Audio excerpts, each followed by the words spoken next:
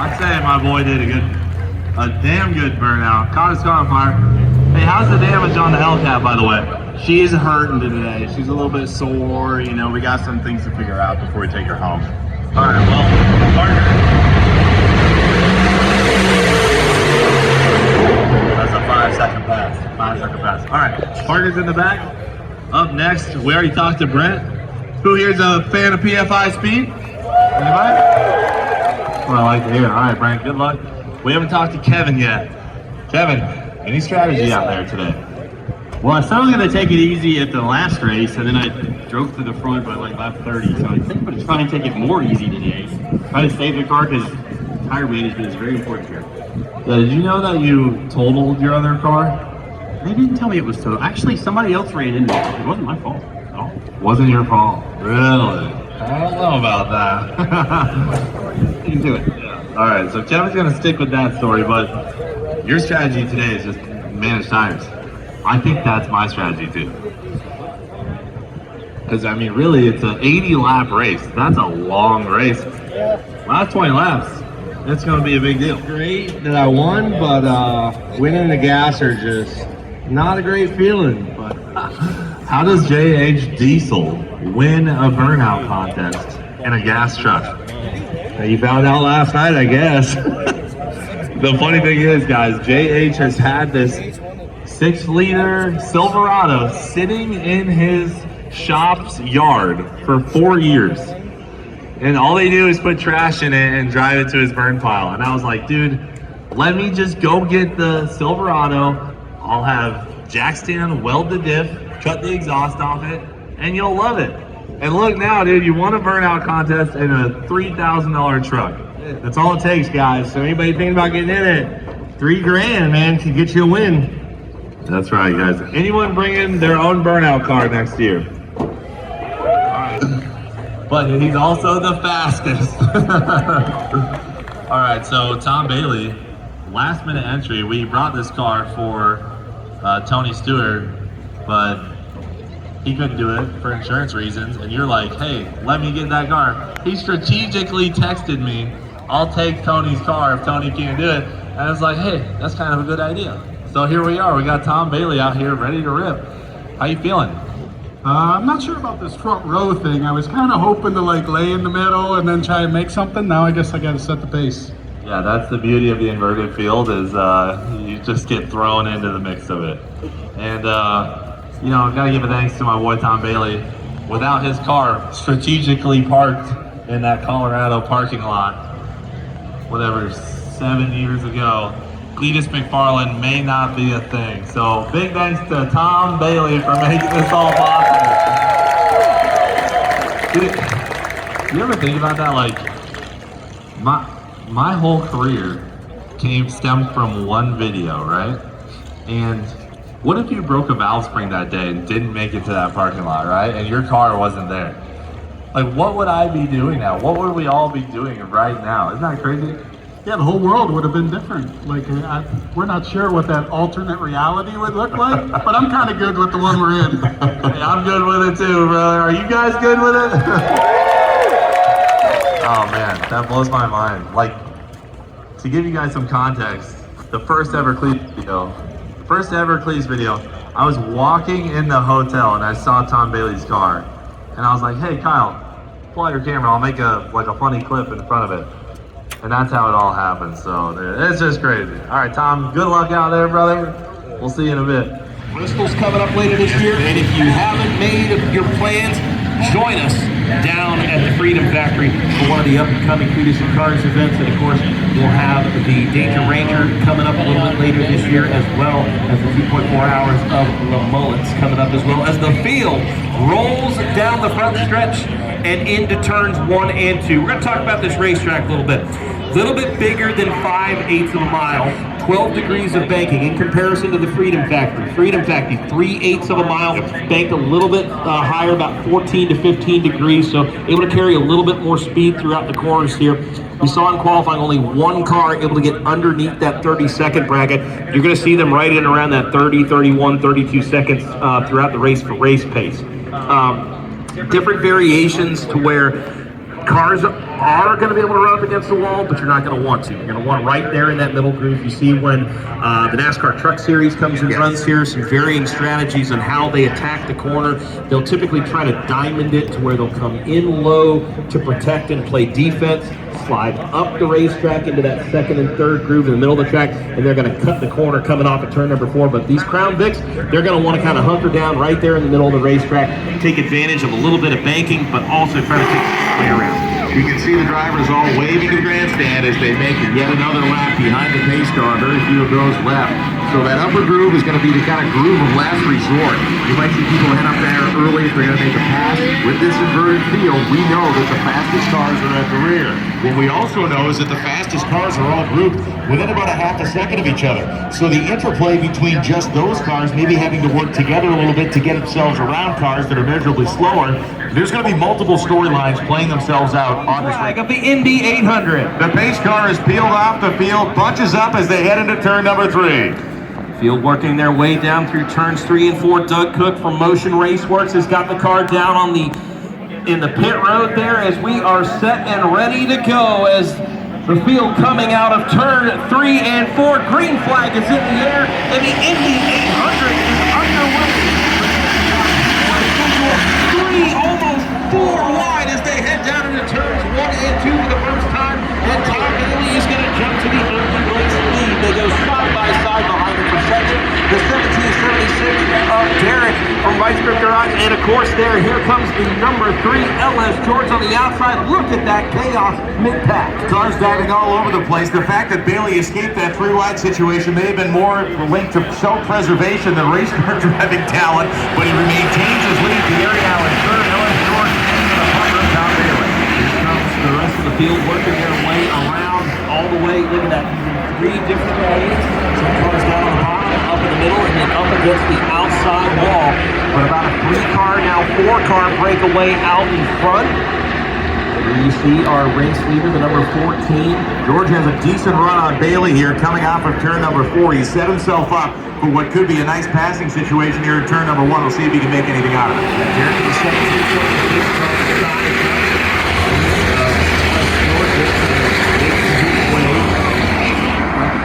the top spot there, good 3-car breakaway, nose to tail from turns 1 and 2, side by side back behind them.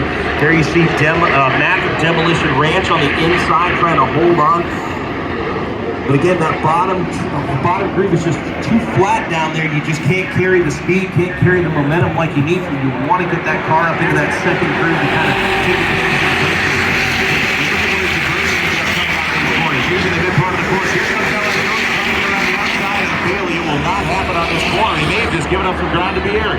You see the 113 and Justin from Freeway Visuals in that green and white car on the bottom, on the inside of the number 24, Kyle from the Boosted Boys. Might have had a little contact there coming into turn number 3 between LS George and Tom Bailey, and that's going to open up the door. Nick Seuss in the side-by-side vlog. He's going to grab the second spot, and he's looking to take the race lead. Here we go. Race leader in the Indy 800. To come back out. They'll rocket down the front stretch. But Nick Seuss there on the outside, he's going to look to take the advantage coming off of turn number 2.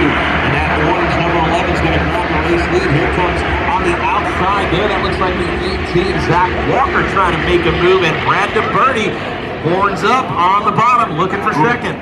Could not seemingly hold the line as tight as he wanted. He is up there. We got a little bit of contact here, a little fender to door contact for DeBerti. It appeared with LS George, and he's going to use it to his advantage.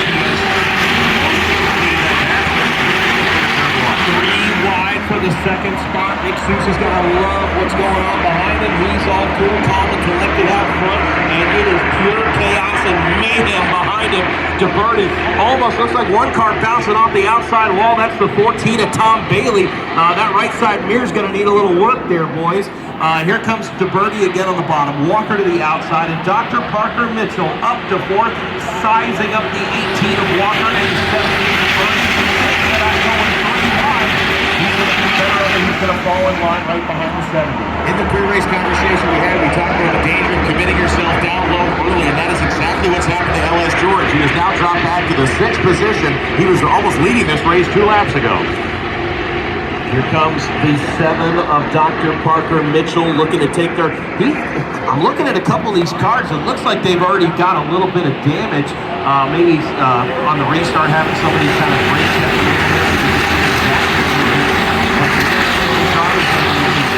Even here we have this strike 2 close to call. One battle for the race lead. Just past 20 laps. 1 quarter of the way through this one. 21 laps being showed up on the scoreboard. Still 59 laps remaining in this one, and Brad DeBerti inches ahead, slides in front of the 11 of Nick Seuss, but can he complete the pass? Can he take the race lead? Yes, he can. New race leader, the 70 of Brad DeBerti. And one has to wonder, with this guy's level of race experience, are in a good position, the green flag is flown again. 57 laps to go as they head down turn number 1. Look at that. 4 wide down the front stretch into 1. Can they try to get it back down to 3 wide? This is going to be amazing if they can make it away all the way through the corner. Tom Bailey riding the outside of the wall. There as he goes. Oh, yeah. Look at that. Red stripe. Darlington stripe down the backstretch for the 14 of Bailey. He is not afraid, and he's into the wall. Right front tire down on the 14 of Tom Bailey, I believe. Heavy contact there in turn number 3, and that is going to bring out a yellow, and for sure, the 14 machine will get a good look at it as he comes by. There it is, right front tire down on the 14 of Tom Bailey. He turns 3 and 4, but it'll be Brad DeBerti the first to fire. Looking for the green flag as they come out of turn number 4, inching their way towards the line. And a very slow start there as DeBerti wanted away and put the car.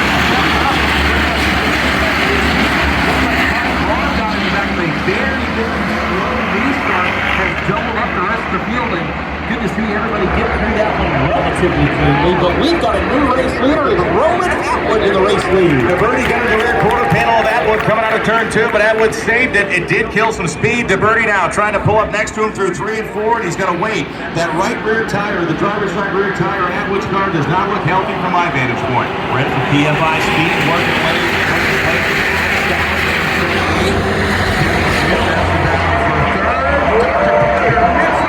Drifting it through turn 1 2 to hang on to it. About 3/4 of the way through the field up front. First 5 get single file. How about J.H. Diesel? I talked about it. You get that new right front tire. It's an all new confidence, and you can push and go a little harder. And he has already worked his way up to 6th. Brad DeBerti, contact with the 77 of Atwood down the front stretch as they race wheel to wheel for the lead. That is the second time successfully fended him off, and now he has Kevin Smith breathing down his neck as they both try to get around the room. Last time we got that yellow flag in hand, he was pointing at him. Hey, watch, mind your manners there. Long way to go in this one, boys. As Atwood to the race lead, here comes Kevin Smith. KSR up to 2nd. This is something we've talked about, and he talked about being deliberate with his strategy, and he's certainly paid off. We are 3 laps away from the halfway point of this race. As they slowly sideways through turn 3 now into 4. Drifting it through 1 and 4. Really aggressive. The 77 of Atwood hanging on to the race lead for now. But Kevin Smith is certainly ramping up the pressure. Brad DeBerti back to 3rd. And here comes the 88 J.H. Diesel on the inside as the yellow flag has waved, and we've got caution once again. Looks like a couple of cars are going to be headed down pit road. Looks like the 14 of Tom Bailey is going to be one of them. And it looks like we've got a right front tire down, and that is the flag, and now he waves the flag. Green flag is out, and Atwood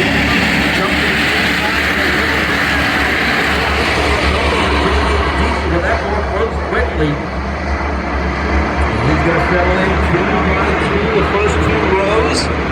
The 1776 taking a peek to the inside.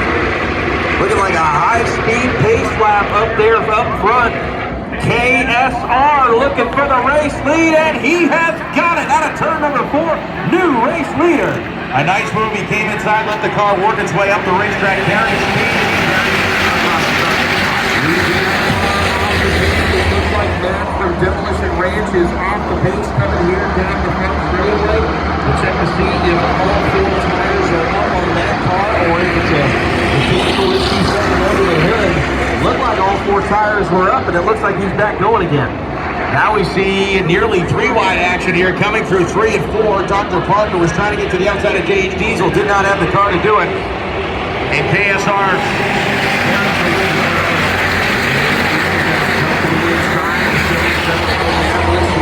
slips up and all on the outside. The 88 can take advantage on the inside. He is not Atwood, good corner there. He turns 22, he'll inch ahead out in front by a bumper.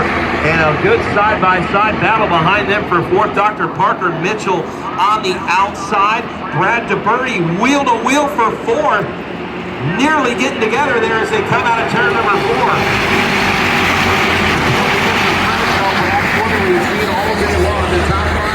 Thierry sideways going through turn 2 over there. But it is a nice spread. We have the top 5 cars beating the stretch their legs beyond the pack. Tough break. Nick Hughes, the 11 car back on pit road once again. This might be the end of his day as he parks it on pit road. Dr. Parker Mitchell trying to complete the pass of Brad DeBerty up into 4th. Take a look behind them up into the 8th spot. Here comes Cleetus Mcfarland on the outside of the 33 of Brent from PFI Speed. Cleetus is on the move as we're on to the second half of this race. So Cleetus has had the day that has been with the lives of 10 men today. The thing's been sliding sideways across the racetrack. He's been at the tail of the field. Now he is trying to work his way through. And once again, door handle to door handle with PFI Brett. That's the battle for the 7th position. Everybody else single file for the time being on the racetrack. 113 and Justin the heat wave in the 50. Oh man, it's riding more dirty. It's riding home now as you see a lot of that coolant and fluid pouring out of the front of that machine, and we have 2 very, very cold out. Jimmy and him, they are not seeing eye to eye on something out there. I don't know what Jimmy's doing. Oh my God, what is he doing? LS George is going around. Jack Stand Jimmy sending him to the pits. Is this going to turn into a Bowman Gray Stadium type of program here? Listen, AJ wears the referee shirt for a reason. I know we have track officials, but I think it's regulation technically.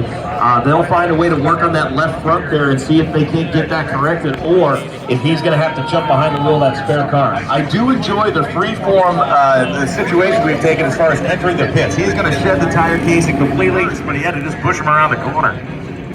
So a tough break as a lot of cars down on pit road right now. Looks like a very, very busy place. All right, we've got it. Looks like we have a driver change, or a car change rather.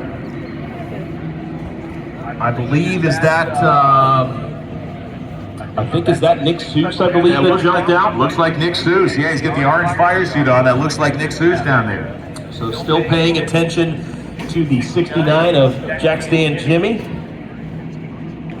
And he is removing his Hans. Oh no, and he is, unfortunately, he is going to be the first car and first driver out because there are no additional spares left. And man, it has just been a tough break for Jack Stand Jimmy. I mean, you and I were talking about it. Jimmy's initials may as well be DNF when it comes to this series because he has been stacking them up. Unfortunately, yeah, DNF. If you go back in the 2020 Freedom 500, 14th at Le Mans, it's a DNF again at the Freedom Factory. I don't want to bring it up, but I believe this is going to be his 5th career DNF in the Cleetus and Cars racing series, or events if you want to call it that. So tough break for him. LS George out of the car as well. Spence is down there. I don't know if Spence is... I can't see any damage to your car, but you said it's not running right. So you told me my tires are good, so I looped it back around, got back out there, and just turned it. I can tell the tire rod's been on it. I go to turn it, just scrubs the one tire, because only one tire's really turning. So rather not tear the car up any more than it is and save it for Bristol. Yeah, and what happened? Was there contact between you and LS George? Yeah, they threw the caution in the front of the pack and started to slow down. George was on the right side of me. I slowed down, and he came in hot like he was going to pass me, not knowing there was other caution. We tapped, took his car out, took my car out. Yeah, I can see the damage. Come over here. Let's get a close-up view of George's car. You broke many items on the front here, and you took the tire right off the rim. Yeah, I was, you could see where Jack Stand's tire was right here, and I guess when I was coming around him, it busted his tire rod and then sent him right up into me. Took my car out, so here we are. Yeah, you were doing great throughout the race, George. Good job. Unfortunately, it didn't hold up for you. Put your hands together for Jack Stan and LS George. Back up to you, Brian. And all of a sudden, Tom brought up laps. I would take that over the beginning. Yeah, it looks like this race is almost like the opposite of what it was last year, where we were clean and green to start the race, and then it got pretty chaotic and pretty chaotic from the start here. KSR is maybe hanging there in the third position. He's about 3 cars behind, trying to make up some ground. Roman Atwood and DeBerti. DeBerti has fallen back significantly now trailing the number 4 car, or the 4th position car, Atwood, by 4 or 5 cars. About a 4-car breakaway out in front. DeBerti trying to hang on and make it a 5-car battle, but slowly but surely losing sight of the leader.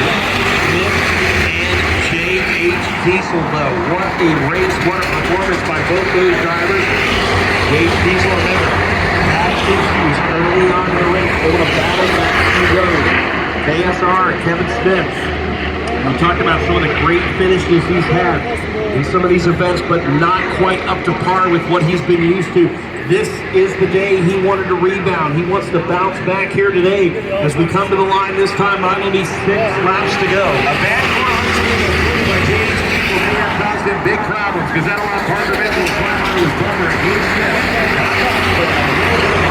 What was the bumper race is now a little bit of stress. And I'll tell you what, one guy that's wanting to see that 88 and 78 continue to battle it out is that number 7 car. He is very much a threat in this one. The 88 sideways down on the bottom. He's lifting it down on the bottom. That's not going to get it done, and that's going to open up the door. Can Dr. Parker Mitchell take advantage? 5 laps to go.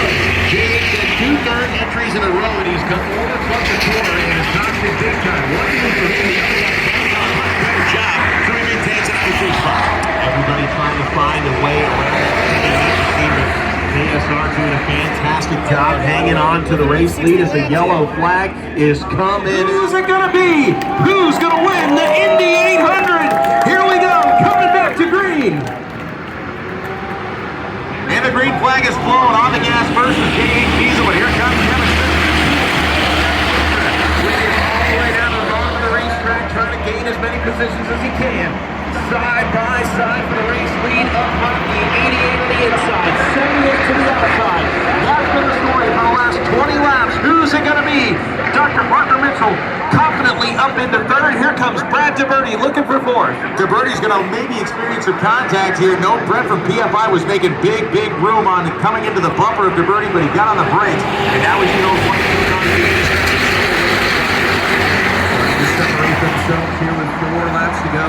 The KSR 78 up in front of JH Diesel 88. Gives about 3, maybe 2 or 3 car lengths back to the son of Dr. Parker Mitchell. If you've got anything left in the tank in that NOS bottle, now's the time to use it. The 88 has been trying all race long to make the bottom work, and it just has not worked. He came so close to clearing him earlier. DeBerti throws the car in to try to make a move underneath Dr. Parker Mitchell, and he's going to be able to do it. Mitchell goes high, and Atwood and DeBerti both passing Mitchell. He might have lost the tire. Mitchell lost a lot of momentum, and he's going to get a 2-for-1 special there as Brad DeBerti up into 3rd. Here they come out of turn number 4 as they come to the line. AJ's throwing him. 2 laps to go. He's got the white flag and the checker flag in hand. So 2 laps remaining.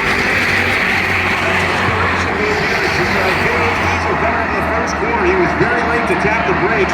He did lose some momentum. That's going to allow Smith to pull ahead, and it's going to allow DeBerti to maybe make up or win a prayer pass here. DeBerti back up into 3rd, gets around the 77 of Atwood, but he's running out of time. Here they come through turns 3 and 4. White flag is in the air. Final time here for the Indy 800.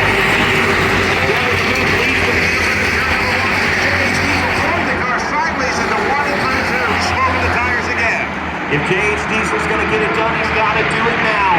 Everybody fighting for every position they can here on the final time. Down the back straightaway, the 78 of Kevin Smith and the KSR 78 clear out in front by about 5 car lengths, and here they come. Out of turn number 4, it's going to be the 78 of Kevin Smith and KSR. He wins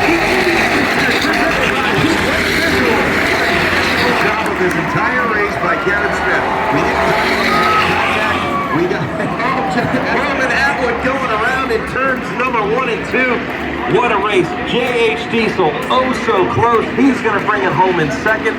Brad DeBerti is third. Roman Atwood in fourth. Brent from PF in top 10. It's time to burn it down here in the front stretch. KSR, Kevin Smith, your winner of the second annual Indy 800. What a great race we saw. We saw a battle of two very different styles. Smith in that very calculated style, smooth as glass around this racetrack, and J.H. Diesel old school, working the wheel like Bill Yarborough, as we can see.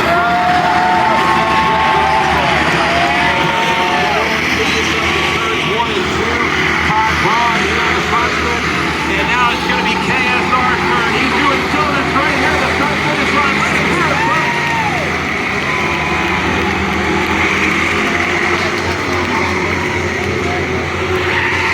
More than half a dozen 4.6-liter four-wheelers on the gym all at the same time. You know why these Cleetus and Cars events are awesome?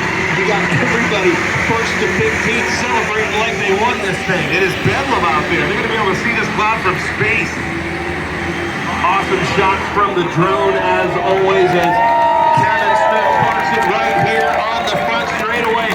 He's getting ready to climb out. If you're not on your feet already, Lucas Oil Indianapolis Raceway Park, make some noise for your winner of the second annual Indy 800.